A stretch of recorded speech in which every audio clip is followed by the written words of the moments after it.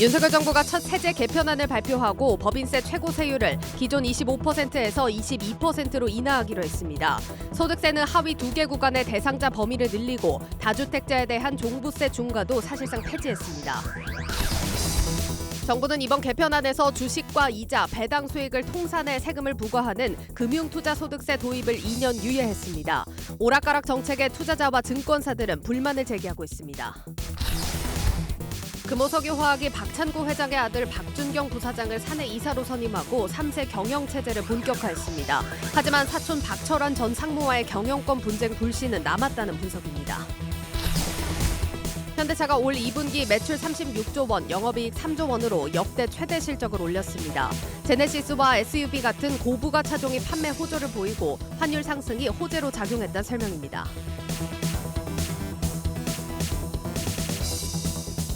여러분 안녕하십니까. 7월 21일 뉴스플러스 시작합니다. 먼저 증시 상황부터 진단합니다. 홍원표 기자 나와 있습니다. 홍 기자, 오늘 시장 흐름 굉장히 고무적인데요?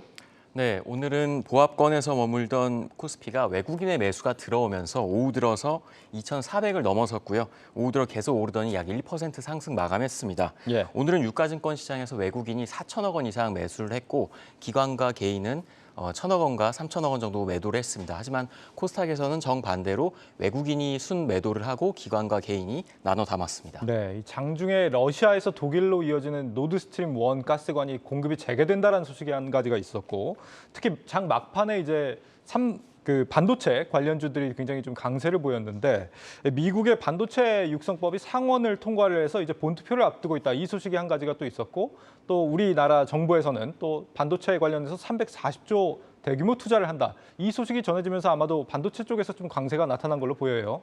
네, 맞습니다.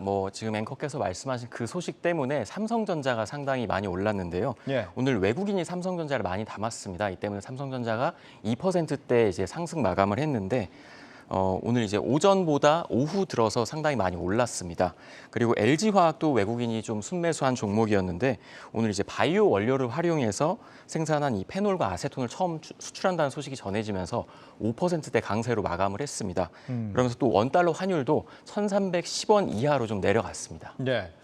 오늘은 두 가지 키워드를 홍 기자가 들고 왔는데, 코로나19 그리고 2분기 실적입니다. 먼저 이 코로나19 단어만 봐도 상당히 좀 섬뜩한데, 오늘 들고 온 소식도 그렇게 반가운 소식은 아니죠? 그렇습니다. 우리 한국경제TV 단독 보도로 나간 소식인데요. 일동제약이 일본 제약사와 공동으로 개발하고 있는 코로나19 치료제 이 허가 소식인데, 예. 일본 후생성에 이제 허가 신청을 했지만 그 승인이 보류됐다는 소식이 전해졌습니다.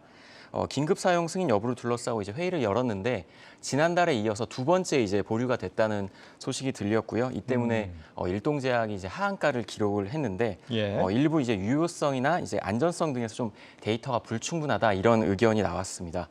일동제약은 코로나19 이 치료제 개발 기대감에 한 7거래일 연속 굉장히 상승을 했는데 하지만 이제 오늘 하한가를 기록을 했고 일동홀딩스도 하한가를 기록을 했습니다. 예. 일동제약은 장 막판에 이제 하한가에 한 130만 주 정도가 하한가의 물량이 쌓여 있습니다. 그랬군요. 이 하한가의 영향이 바이오주 전반으로 미쳤다는 거죠?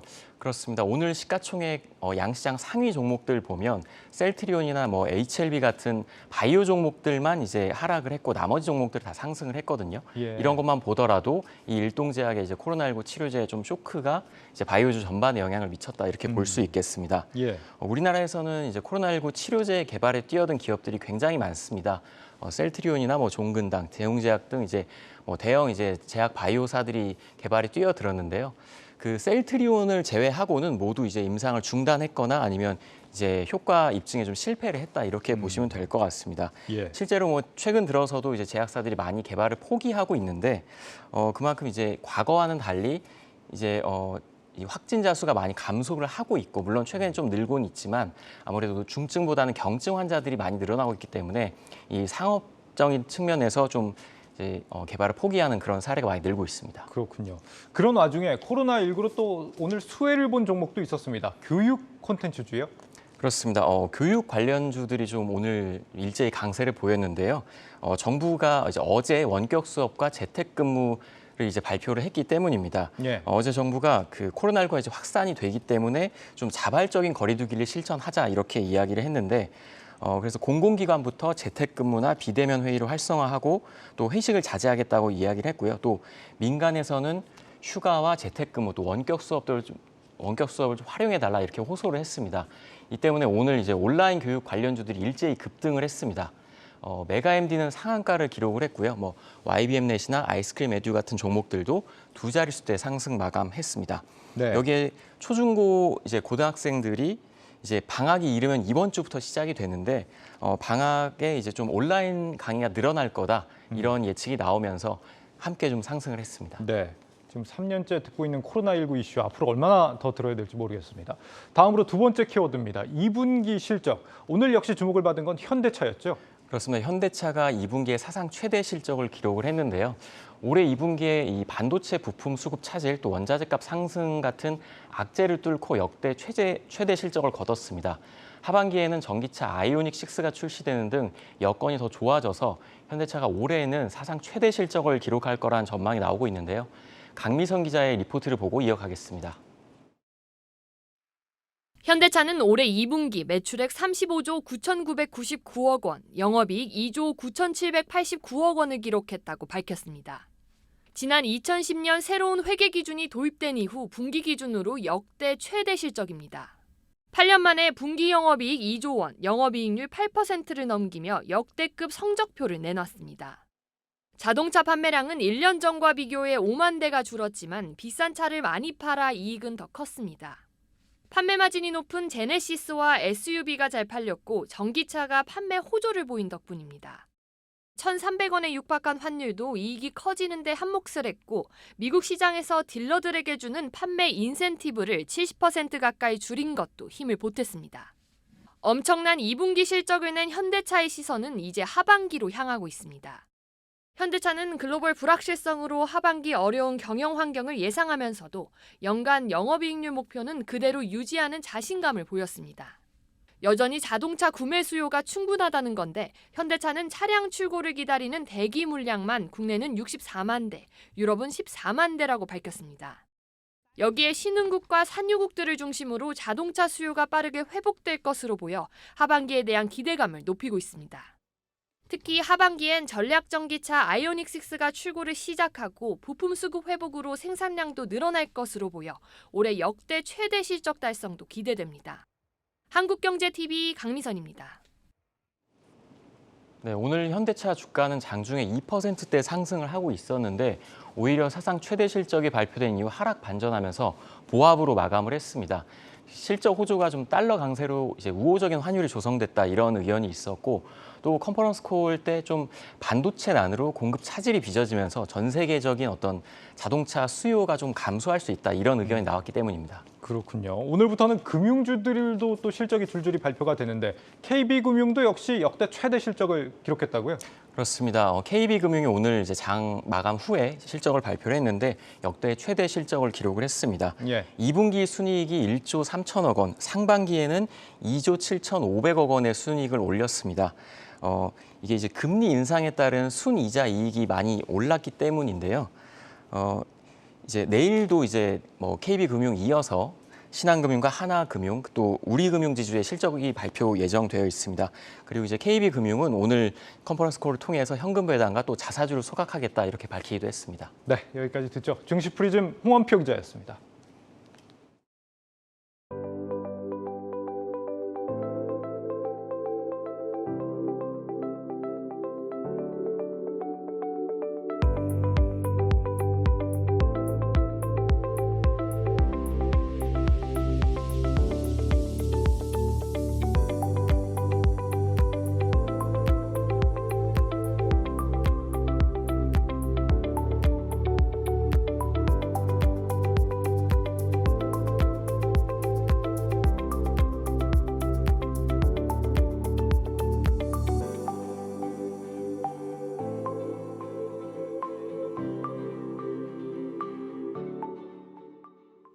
윤석열 정부의 첫 번째 세제 개편안이 오늘 공개됐습니다. 네, 15년 만에 소득세를 손질하고 다주택 종부세 중과를 사실상 폐지하는 내용이 담겼습니다. 먼저 전민정 기자입니다. 정부가 고물가 저성장의 복합 위기를 극복하기 위한 묘안으로 파격적인 감세 카드를 꺼내들었습니다. 법인세, 소득세, 부동산 보유세를 모두 손질해 기업과 개인의 세부담을 덜어주는 방식으로 경제에 활력을 불어넣겠다는 겁니다. 금년 세제 개편안은 경제 활력 제고와 민생 안정에 역점을 두었습니다. 글로벌 스탠다드에 맞게 기업 과세 체계를 합리적으로 재편하겠습니다. 서민 중산층의 세부담을 경감하고 조세 지원을 집중하겠습니다. 우선 법인세 부담을 덜어주기 위해 최고 세율을 25%에서 22%로 낮추고 과세 표준 구간도 단순화해 과표 5억 원 이상 중소기업까지 10%의 최저세율 혜택을 주기로 했습니다.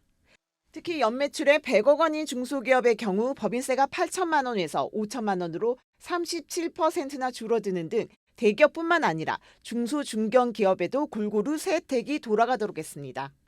중소 중견기업계의 수건인 가업상속세 공제제도도 손질합니다. 이르면 내년부터 상속인이 물려받은 재산만큼 세금을 내는 유산취득세가 도입되고 매출 1조 미만의 기업까지 공제 혜택을 받을 수 있게 됩니다. 그동안 소리 없는 증세로 직장인들의 유리지갑을 털어온 소득세제도 15년 만에 뜯어 고칩니다. 소득세 하위 2개 과표 구간을 조정하고 식대에 대한 비과세 한도를 높이는 방식인데 직장인 한 명당 소득세 부담이 많게는 80만 원 남짓 줄어드는 효과가 기대됩니다. 부동산 세제는 정상화에 초점을 맞췄습니다. 종부세 과세 기준을 주택수에서 가격으로 바꿔 다주택자에 대한 징벌적 세금인 종합부동산세 중과를 없애는 것이 핵심입니다. 종부세 부담은 부동산 가격 급등 전인 2020년 수준으로 낮아지게 되는데 조정 대상 지역 2주택자가 내야 할 내년 종부세는 올해의 6분의 1 수준으로 줄어듭니다. 금융시장 활성화를 위해서 내년 증권거래세를 0.2%로 낮추고 금융투자소득과 가상자산에 대한 과세는 2년 미루기로 했습니다. 국내 비거주자와 외국법인이 우리나라 국채와 통화안정증권을 거래해 얻은 이자 양도소득에 대해서도 세금을 매기지 않는 방안이 추진됩니다. 하지만 이번 세제 개편으로 줄어드는 세수는 13조 원. 2008년 이후 14년 만에 가장 큰 규모의 감세 수준입니다. 정부는 세수 감소 규모가 총 국세 수입의 3% 수준으로 통상적인 국세 증가 규모인 5% 이내로 관리가 가능하다고 했지만 재정 건전성 악화에 대한 우려는 피할 수 없게 됐습니다.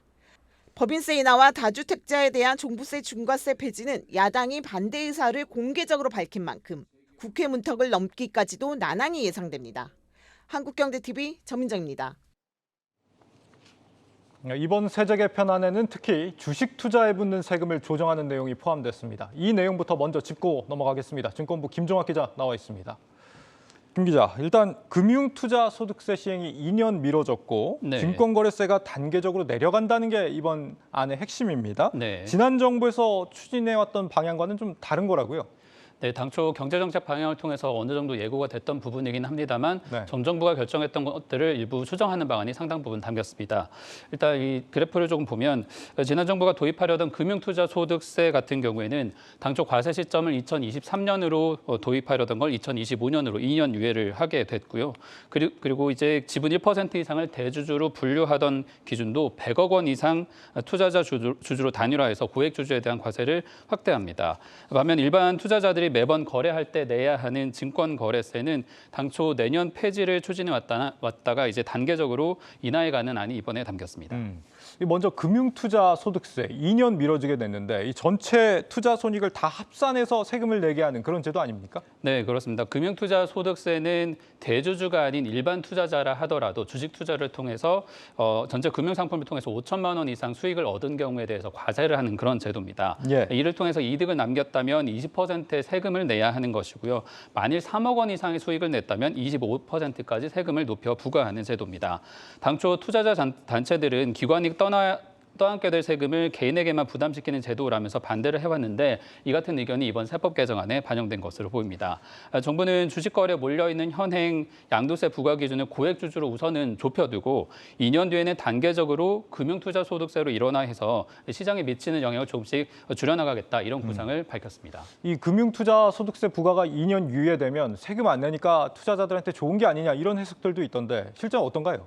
실제 따져보면 이번 결정으로 일반 투자자들이 오히려 손해를 볼 수도 있는 그런 상황인 것으로 나타났습니다. 네. 지금 상당히 주식시장이 어렵기 때문에 손실을 보는 투자자들이 많은데 현재 우리나라에서 국내 주식 보유자가 1,384만 명 정도로 상당히 많이 늘어 있습니다. 대부분은 삼성전자나 카카오, 현대차 이런 주식을 국민주로 보유하고 있는데 예. 올해 들어서 삼성전자만 20% 정도가 하락을 하면서 상당한 부분들이 이제 손실을 떠안고 있는 상황입니다. 당초에 도입할 계획이었던 금융투자 소득세는 이러한 투자자들 가운데 연간 수익이 이제 5천만 원 이상인 경우에는 5천만 원 이하인 경우에는 비과세를 하고 그보다 넘게 되면은 이제 합산해서 과세를 하는 그런 제도입니다.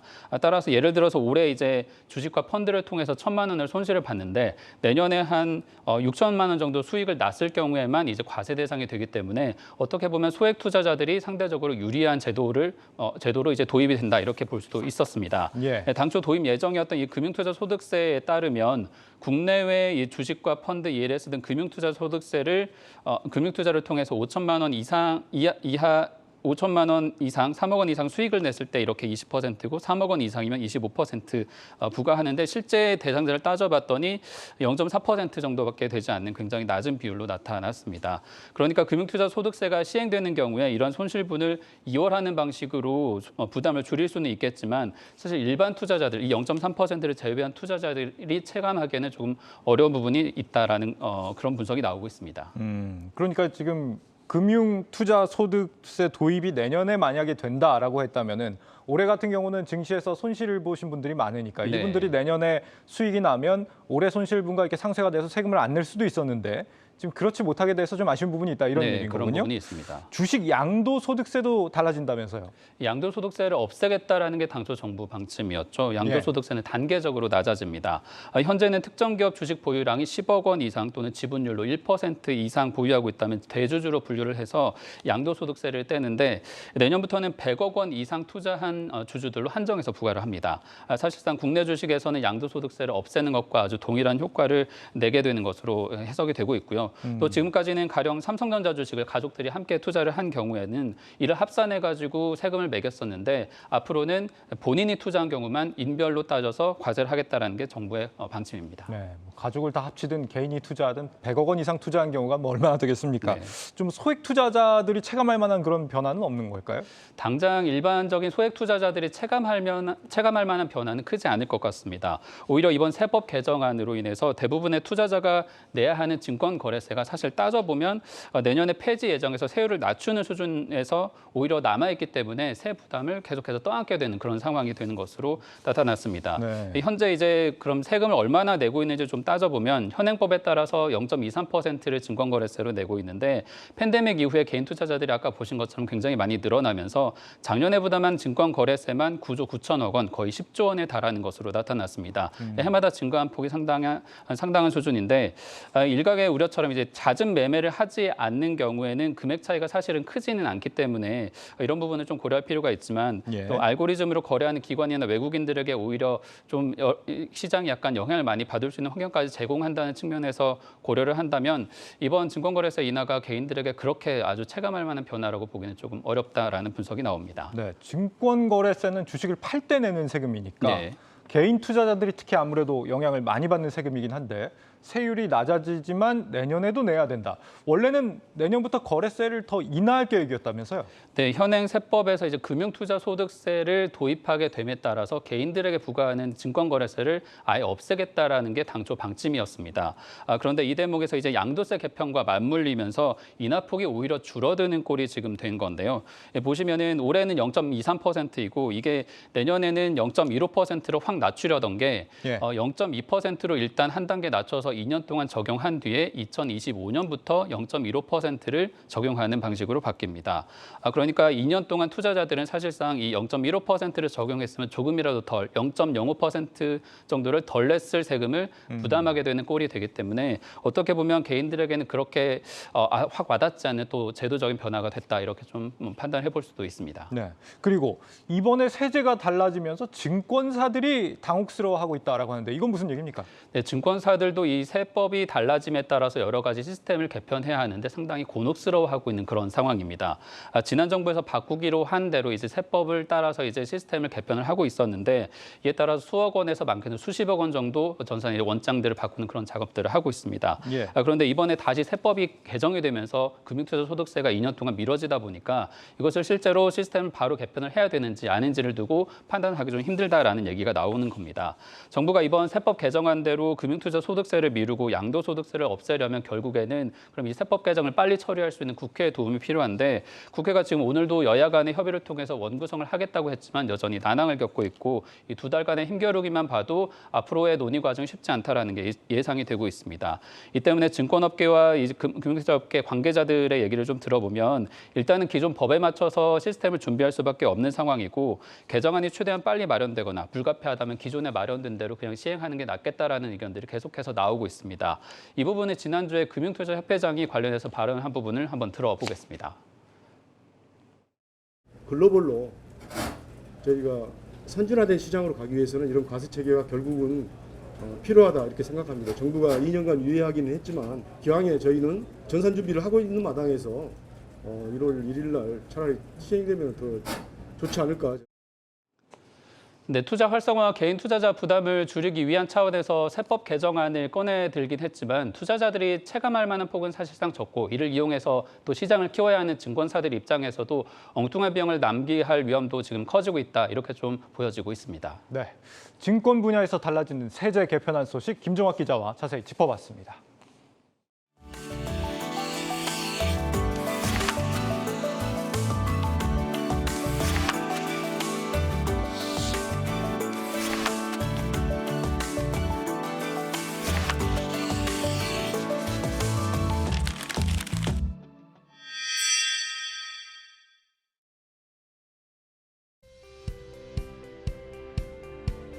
세제 논란을 비롯해서 효과성에 대한 의구심이 많은 상황입니다. 예, 기재부 담당 기자 그리고 세제 전문가와 함께 자세히 분석을 해보겠습니다. 한국납세자 연합 회장을 맡고 있는 홍기용 인천대 교수 그리고 저희 정희영 기자 나와 있습니다. 두 분 어서 오십시오. 네, 안녕하세요. 안녕하세요.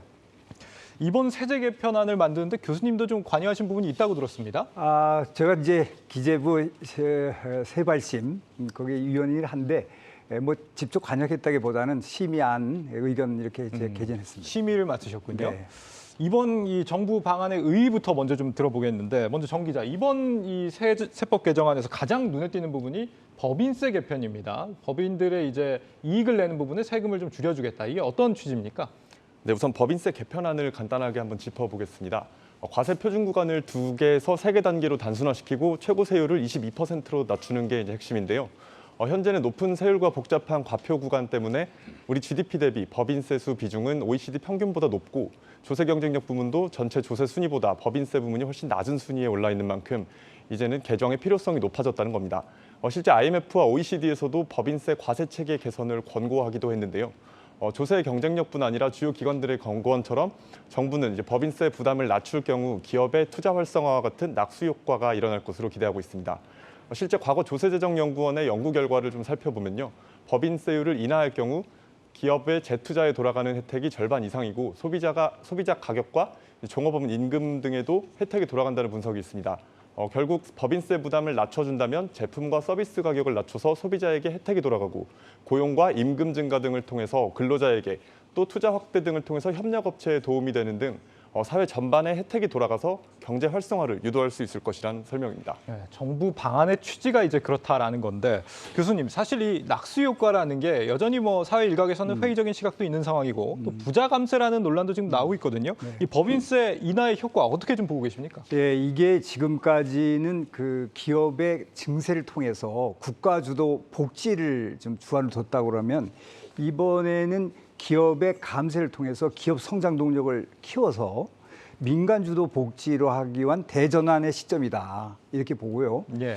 우리가 뭐 낙수 효과라는 거는 세금을 깎아줬는데 투자나 뭐 여러 가지 도움이 됐느냐 하는 건데 이 법인세는 그 부자 증세 감세의 프레임이 들어갈 수 없는 이 체계입니다. 그렇습니다. 그래서 소득세 갖고 부자 감세 증세하는 거지 법인세는 그건 중립적이기 때문에 예. 그러면 세금을 올려주게 되면은 만약에 그러면 월급도 깎아버리고 또 납품가를 후려치고 또 판매 가격도 내리지도 못하고 비탄력이면 국제 경쟁에서 이길 수가 없는 겁니다. 예. 따라서 각국이 세금을 내려주고 있는 형편이고요.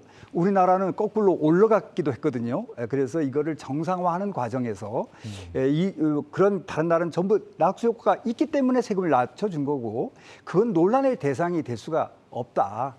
지금 현재로서는 세금을 낮춰주는 것이 좋겠다 이렇게 보고 있습니다. 예. 알겠습니다. 자, 다음으로 좀 살펴볼 부분은 중소 중견 기업들에 대한 상속세 완화 부분입니다. 이게 가업을 물려받기 쉽게 네. 해서 어떤 기업 경쟁력을 키우겠다 이런 취지인 것 같은데 이 부분은 어떻게 보십니까? 저는 항상 기업인은 국가 유공자라고 생각을 갖고 있습니다. 그런 사람들은 애국자고 사람들을 직원들을 수천 명, 수만 명을 두고 계속해서 이런 기업을 운영한다는 것은 매우 중요한 것이고 이런 분들에 대해서 여러 가지 가업을 이어서 세금을 안 낸다는 게 아니라 그 사람이 가업을 이연받으면 나중에 다 팔고 나갈 때 그때 세금을 물리겠다는 거예요.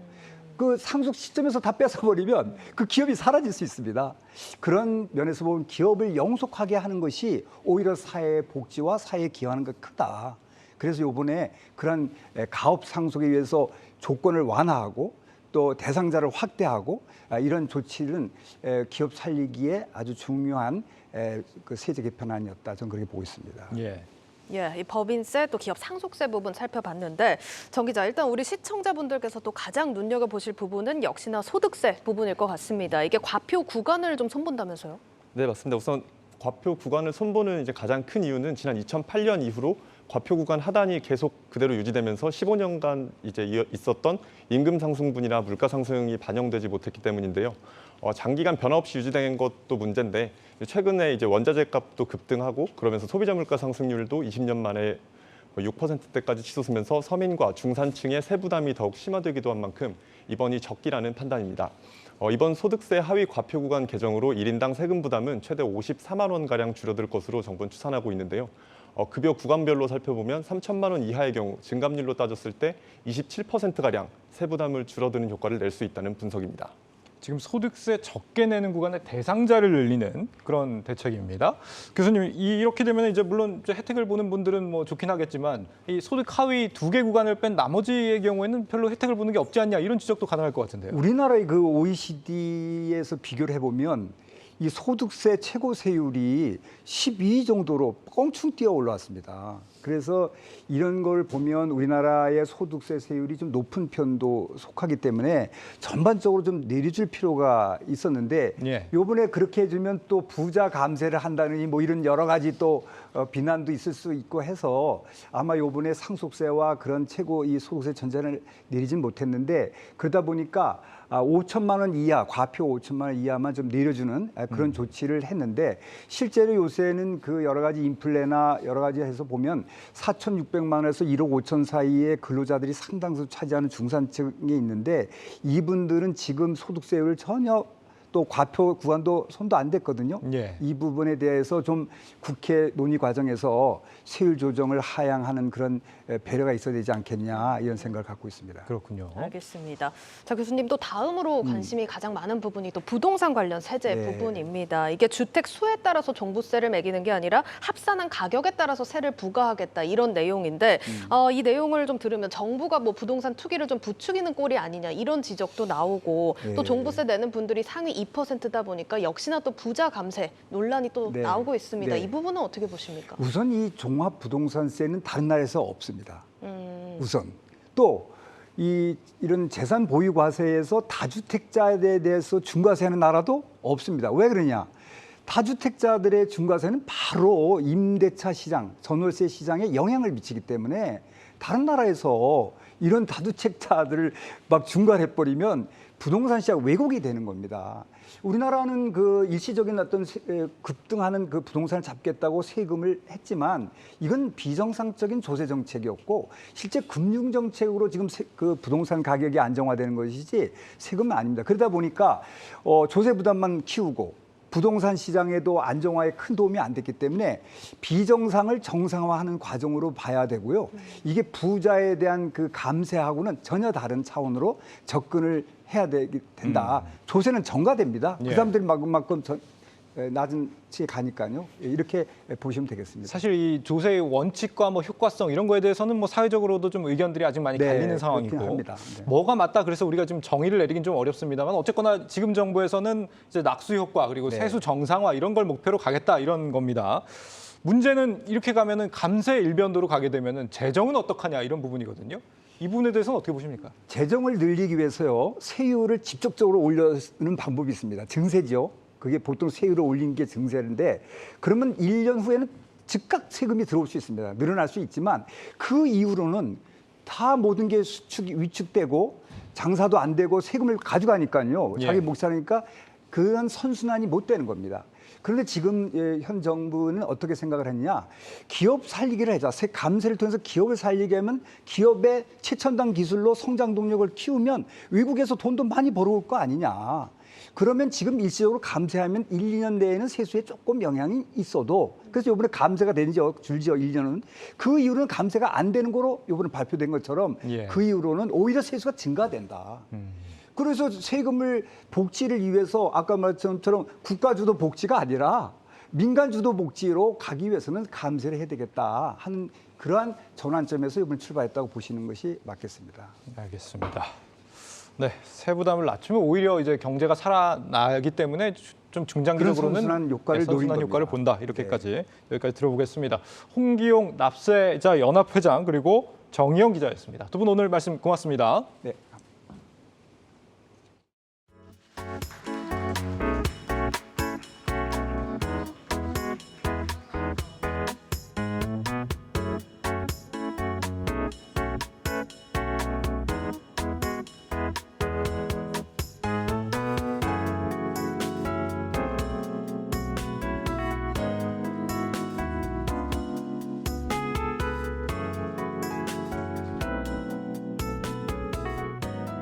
이런 나눔 사업을 통해서 도움 받는 사람도 행복하고 주는 사람은 더 행복한 거예요.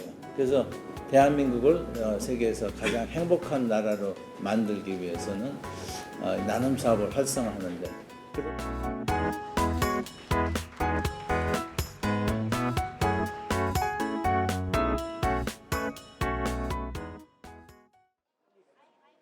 공단이 서울시 자치단체 그리고 시민단체와 함께 에너지 효율을 높이기 위한 캠페인에 나섰습니다.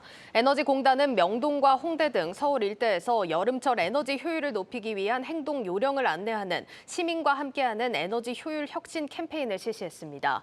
이번 행사는 서울시 중구청과 마포구청, 강남구청을 비롯해 절전 캠페인 시민단체 협의회가 공동으로 참여했습니다.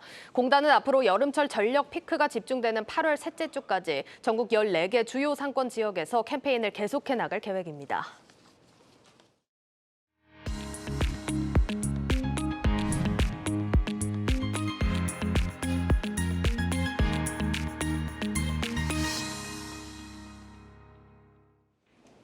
네, 금호 석유화학이 박찬구 회장의 장남 박준경 부사장을 사내 이사로 선임하면서 3세 경영을 본격화했습니다. 하지만 사촌 박철환 전 상무와의 경영권 분쟁 불씨는 아직 남아있다는 분석이 나옵니다. 관련 내용 산업부 정원호 기자와 함께 짚어보도록 하겠습니다.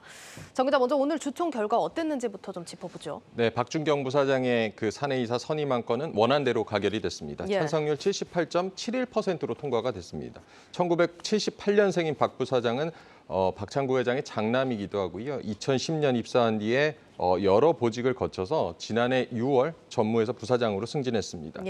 이번에 사내이사로 선임하면서 경영 의사결정에 참여하게 되고요. 박 부사장은 주주가치 제고라는 기업 본연의 역할에 집중할 것이라고 의지를 밝혔습니다. 알겠습니다. 그런데 이번 주총이 다시 이 경영권 분쟁으로 좀 주목을 받았습니다. 그렇습니다. 오늘 열린 주주총회는 임시 주주총회였는데요. 세 가지 안건 중에서 사실상 박준경 부사장의 사내이사 선임을 위해 열린 것이었습니다.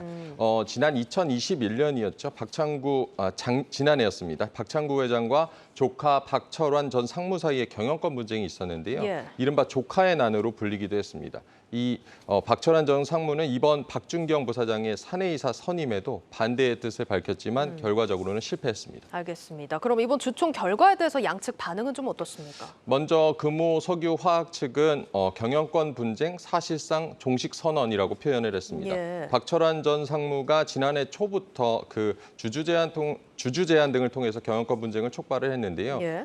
이번 주총에서의 그동안의 이제 주총에서의 결과를 표로 보시겠는데 작년 3월 그리고 올해 3월 그리고 오늘까지 찬성률을 보시면 계속 그 회사 측의 안건에 대해서 찬성률이 높아지는 모습을 볼 수가 있습니다. 그 때문에 박철환 전 상무 측이 동력을 잃고 있다는 평가가 나오는 것이고요. 회사 측은 이번 주총의 결과에 대해서 그 박철환 전 상무 측을 제외한 주주들의 99%가 찬성한 것이라고 분석을 했습니다. 알겠습니다. 그러면은 정말 회사 측 말대로 경영권 분쟁이 끝났다 이렇게 볼 수 있을까요?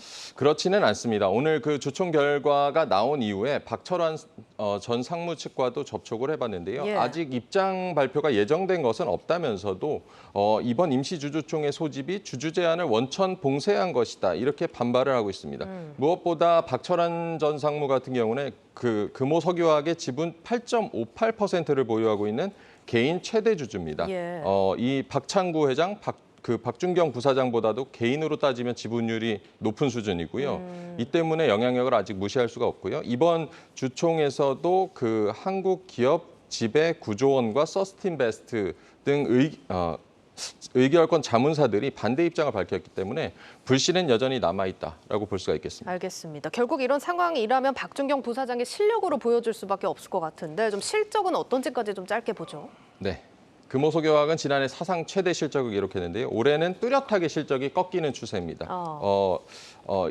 올해 2분기 실적 전망을 보면 작년에는 7,500억 원 정도였는데 올해 이제 3,000억 원대 중반 정도로 전망이 되고 있고요. 영업이익률 같은 경우도 작년 1분기 33%에서 올해 1분기 20.4%로 떨어졌습니다. 예. 경쟁사에 비해서는 여전히 높은 수준이긴 하지만 수익성 하락 추세가 분명하고요.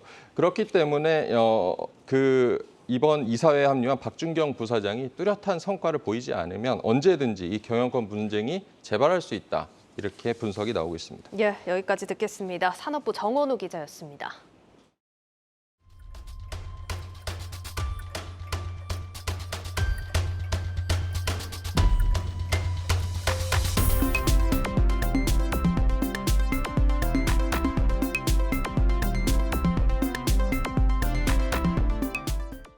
네, IPO 프리보드 시간입니다. 최근 유명 대학병원 교수들의 창업이 그야말로 붐을 이루고 있다고 하는데 양재준 기자와 함께 자세한 내용 짚어보도록 하겠습니다. 양 기자, 최근에 의과대 교수들이 이렇게 창업 전선에 많이 뛰어든다고요? 네, 의료계에서는 서울대병원과 서울아산병원, 삼성서울병원, 그리고 세브란스병원, 예. 그다음에 서울 성모병원 이렇게 빅5라고 부릅니다. 흔히 유명 대학에서 지정된 이 소속 의료원 교수들의 창업이 활발한 상황입니다. 창업한 교수들의 얘기 먼저 화면으로 만나보시겠습니다.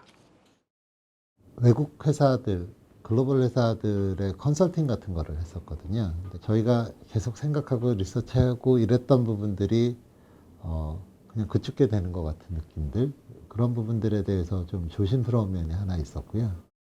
국가 과제들이 실제로 임상에 들어가는 R&D 승인이나 또는 서브미션 또는 그 신의료 기술 등록, 등재 그런 것들이 되게 많거든요. 그 연구를 실질적으로 환자한테 사용하기 위해서 해야 되는 그런 연구들은 학교에서 한 연구랑 너무 다른 경우가 많았거든요. 신경과학을 연구하면서 아직까지 풀리지 않는 여러 가지 그런 의문점들이 많았는데 그러던 와중에 그 뇌에서만 많이 발현되는 그런 특정 그런 단백질을 찾게 됐고 이 단백질이 그 손상된 신경세포의 그런 그 재생을 억제할 수 있다는 걸 알게 됐어요. 네, 이 대부분 학문적 연구 과정 속에서 좀 창업을 하게 됐다 이런 인터뷰 좀 들어봤는데 실제로 이 창업 현황은 얼마나 됩니까? 네, 의과대 교수들의 창업은 그리 많지 않은 게 사실입니다. 하지만 최근 대학 의료원 산하 또는 대학 병원들에서 기술 지주사를 설립해서 창업을 상당히 활성화하고 있고 이들 기업 가운데서는 예비 유니콘, 즉 기업 가치가 1,000억 원이 넘는 기업들이 나오고 있습니다. 빅5로는 서울대병원을 비롯해서 고려대 의료원 소속 의과대 교수들의 창업이 활발하게 이어지고 있고 이들 병원에서만 나온 창업 기업이 100여 곳이 넘습니다. 서울대병원의 경우는 20곳이 있고요. 화면을 같이 보시면서 말씀드렸습니다. 울산의과대, 서울아산병원 교수 역시도 상당히 10여 곳에 많습니다. 가톨릭중앙의료원의 경우 한 20곳이 되고 있고요. 고려대 의료원의 경우 기술지주자회사 19곳, 그리고 교원 교수 창업 11곳 등 총 30곳에 이릅니다. 연세의료원 의료원 세브란스 병원과 성균관 의과대 삼성 서울병원 역시 스핀오프 형식으로 교원 창업을 지원하고 있습니다. 의과대 교수들이 창업한 이후 이렇게 상장된 기업들도 있는데 김태규 서울 성모병원 교수가 창업한 바이젠스를 비롯해서 박셀바이오 그리고 지니너스 등도 있습니다. 알겠습니다. 굉장히 많은 사례들이 있는 상황인데 그러면 뭐 벤처 캐피탈의 평가나 지금 투자 현황은 어떨까요? 대학병원 교수들의 창업이 활성화되면서 이를 바라보는 벤처 캐피탈 업계는 긍정적인 평가를 내리고 있습니다. 벤처 캐피탈 업계는 환자의 치료제 처방 그리고 임상을 실제적으로 신약을 개발하면서 수행을 하는데 병원과 학교 간의 릴레이션십이 상당히 많다는 점 그리고 교내 창업보다는 오히려 일반 비즈니스가 개발이 한창 높다는 점에서 긍정적입니다. 뭐 앞서 보셨듯이 효톰의 경우는 시리즈 B 를 받으면서 예비 유니콘 기업 가치 1,000억 원의 반열에 오르기도 했고 효톰은 분당 서울대병원과 아주대병원 보건산업진흥원과 연구과제를 진행하면서 수술 인공지능 플랫폼 상용화에 속도를 내고 있습니다. 여기서 형우진 효톰 대표 얘기 같이 들어보시겠습니다. 상용화는 올해부터 됐다고 생각을 하고 있습니다. 그리고 저희가 점점 이제 많은 병원들이 저희 제품을 사용하기 시작하게 되면 좀 더 스테이블한 상태에서의 상용화라고 생각을 하게 되고요. 내년쯤 되면 아마 신장암, 폐암 이런 쪽에 그 모듈들이 더 개발이 되게 되고 제품이 다양화되고 금년 하반기부터 저희가 위암에 대한 다국적 다기관 임상 연구를 준비를 하고 있는데 네, 또 지난해 첨생법으로 불리우는 첨단재생 의료 및 첨단 바이오 의약품 안전 및 지원에 관한 법률이 시행된 후 유도 만능줄기세포 분야에 대한 투자 관심이 높아지고 있습니다. 퇴행성 관절염 치료제를 개발하고는 입셀은 우수 의약품 품질 관리 기준 GMP 시설을 준공한 가운데 식품의약품안전처 인증 작업을 수행하고 있습니다. 회사 측은 시리즈 B 투자를 준비하고 있는데 여기서 주지연 대표 얘기 들어보시겠습니다. 바이오 쪽에서 들어가는 시약이라든지 또는 이런 그 기반 시설에 대한 비용들이 워낙 많이 들어가기 때문에 자금 소진 속도가 좀 빠른 편이거든요. 그래서 작년 이맘때쯤에 저희가 그 시리즈 A 투자를 받았는데 시리즈 B 투자를 준비하고 있고 퇴행성 관절염, 연골 손상이나 퇴행 부위의 수술이 아니라 주사 형태로 간편하게 재생을 한번 꾀해볼 수 있는 그런 주사형 연골 재생 치료제를 개발하고 있고요. 현재는 식약처 IND 파일링을 끝내고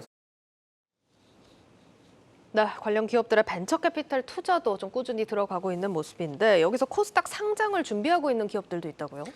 네, 뉴라클 사이언스는 이현지에게 지난 2018년 100억 원에 투자한 회사로 캐나다에서 지금 퇴행성 뇌질환 항체치료 후보 물질에 대한 임상 1상을 수행하고 있습니다.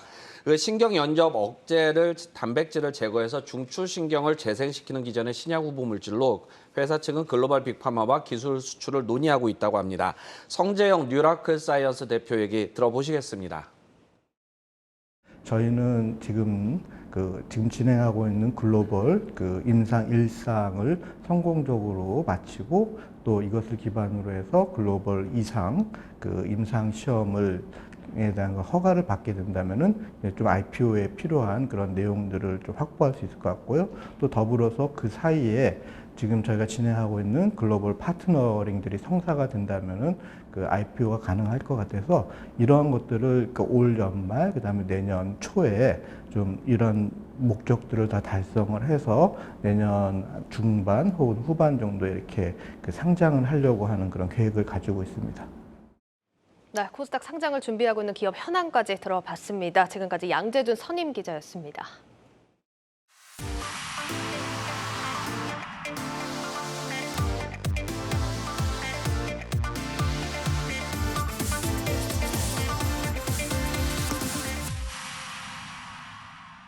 네, 고에스트 시간입니다. 글로벌 콘텐츠부 이지우 기자 나와 있습니다. 이 기자, 오늘 키워드 바로 보겠습니다. 네, 오늘 키워드 썸머 랠리 온다네요. 네, 서머 랠리는 여름 휴가를 떠나는 펀드 매니저들이 가을 시장을 기대하면서 주식을 매수해서 여름철에 주가가 상승하는 현상인데요. 뉴욕 증시가 2거래일 연속 상승하는 모습을 보이면서 월가에서는 서머 랠리의 가능성이 점쳐지고 있습니다. 예, 아무래도 기업들 호실적에 좀 이런 영향을 끼쳤겠죠. 네, 경기 침체 우려에도 예상보다 기업들이 잘 견뎌주면서 특히 기술주 중심의 나스닥 지수는 전장보다 1.58%나 뛰었습니다. 대표적인 곳으로는 2분기 실적을 발표한 테슬라를 꼽을 수 있는데 순이익이 22억 6천만 달러로 지난해보다 2배 가까이 늘었고요. 주당 순이익 역시도 2.27달러를 기록했는데 월가 전망치가 1.81달러까지 낮아졌던 만큼 어닝 서프라이즈로 평가가 됐습니다. 예. 다만 매출액은 전망치에 미치지 못했고 또 지난해 2분기와 비교해도 9.7%나 감소했는데요. 중국의 코로나19 봉쇄령으로 공장 가동을 중단했기 때문에 매출이 조금은 부진했지만 전기차 가격을 인상하면서 이익을 늘린 것으로 평가가 됩니다. 예, 뭐 테슬라 같은 경우에는 사실 비트코인 투자 손실에 대해서 좀 관심이 컸는데 이 부분은 어떻습니까? 네, 이번에 발표를 했는데요. 테슬라는 2분기에 비트코인 75%를 처분해서 9억 3,600만 달러를 현금화했다고 밝혔습니다. 예. 지난해까지만 해도 비트코인을 처분할 계획이 없다고 한 기존의 입장을 뒤집은 건데요.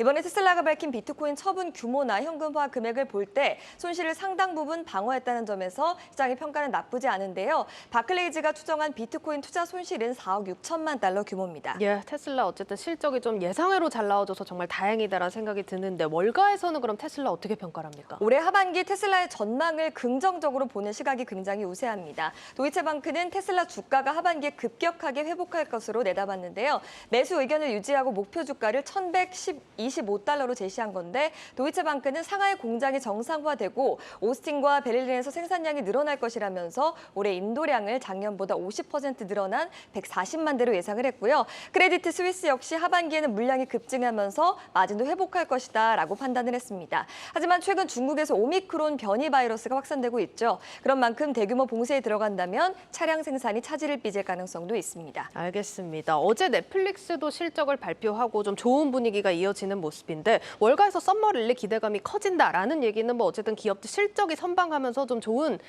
쪽으로 좀 예상이 된다 이런 얘기겠죠. 네, 넷플릭스도 시장에 관심이 주목된 것은 성장 지표라고 할 수 있는 이 가입자 수에 좀 있었는데요. 네. 넷플릭스에서는 구독자 97만 명이 구독을 끊었다고 밝혔는데 당초 200만 명이 구독을 취소할 것이라는 예측보다 절반가량만 줄었기 때문에 주가가 올랐습니다. 여기에 3분기에는 가입자 수가 100만 명 더 늘어날 것이라는 희망적인 관측을 내놓기도 했죠. 뭐 증시 조정을 부를 요소들이 완전히 없어진 것은 아니지만 테슬라나 넷플릭스 같은 주요 기술주들의 실적이 좋았고 그러면서 실적 우려가 과장됐다 이런 분석과 함께 서머 랠리 기대감이 커진 것도 사실입니다. 알겠습니다. 그럼 월가 분석 좀 자세하게 들어볼까요? 네, 일단 먼저 액티브 트레이드는 기업들이 현재 환경에 일정한 탄력성을 보이고 있다는 사실은 시장을 안심시킨다면서 우리가 아직 위기를 벗어나지 못했더라도 점점 더 많은 시장 참여자들이 올해 주식시장에서 최악의 상황이 지났다고 믿는 분위기라고 진단을 했고요. 빌 라일리 FBR 역시도 인플레이션 기대치는 하락했고 지금까지 실적 시즌이 우려했던 것보다 좋았다 이렇게 얘기를 하면서 위험 선호 심리가 돌아왔다고 전하기도 했습니다. 알겠습니다. 또 월가에서 이런 내용 때문에 주가 바닥론도 힘을 얻기 시작했다라는 의견이 있지만 어쨌든 사실 신중해야 한다 이런 반대 의견도 많은 것 같아요. 네. 신중해야 한다 이런 의견 어떤 의견입니까? 네, 월가에서는 좀 신중해야 한다라는 의견이 좀 나오고 있는 상황인데요. 웨드 부시는 시장 심리가 나쁘지만 전술적으로 큰 폭의 상승세가 나타날 수 있다고 하면서 하지만 종합적으로 볼 때는 나는 상승 기회를 놓치는 것보다는 하락 위험에서 지키는 것이 더 신경이 쓰인다. 좀 이렇게 밝힌 바가 있습니다. 또 지금의 상승세는 단기 랠리인데 이를 놓쳐서 아쉬워하기보다는 주가 하락에서 수익률을 보호하는 데 관심을 둬야 된다. 이런 얘기라고 풀이가 할 수가 있겠고요.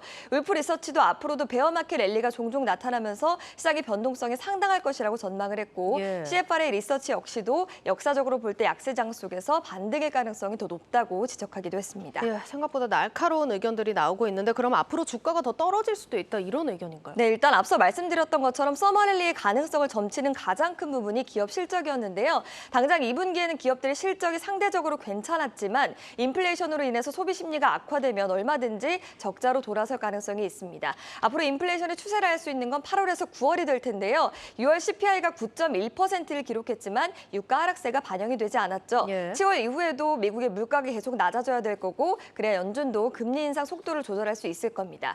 여기 우크라이나 전쟁도 주요 리스크 가운데 하나로 꼽히는데요. 러시아의 천연가스 공급 중단 등이 현실화된다고 하면 유럽에서는 심각한 경기 침체를 겪을 것이고 고물가의 악몽이 다시 재현될 수 있기 때문에 하반기까지는 방어적인 스탠스를 유지할 필요가 있다는 조언이 나오고 있습니다. 알겠습니다. 이런 분석 이 기자가 직접 또 월가 구루에게 조언을 들어봤다고요? 네, 말씀드린 것처럼 뉴욕 증시가 기업들이 호실적에 강하게 반등하자 증시 바닥론까지 고개를 들고 있는데요. 월가에서 기술주 분석으로 유명한 덴나일스 사토리 펀드 설립자는 미국 증시가 바닥 수준에 이르려면 아직 멀었다면서 주식 비중을 줄이고 현금 보유를 늘릴 때라고 조언을 했고 꼭 주식 투자를 해야겠다면 이 종목에 주목하라고도 덧붙였습니다. 제가 직접 덴나일스 얘기를 들어봤습니다.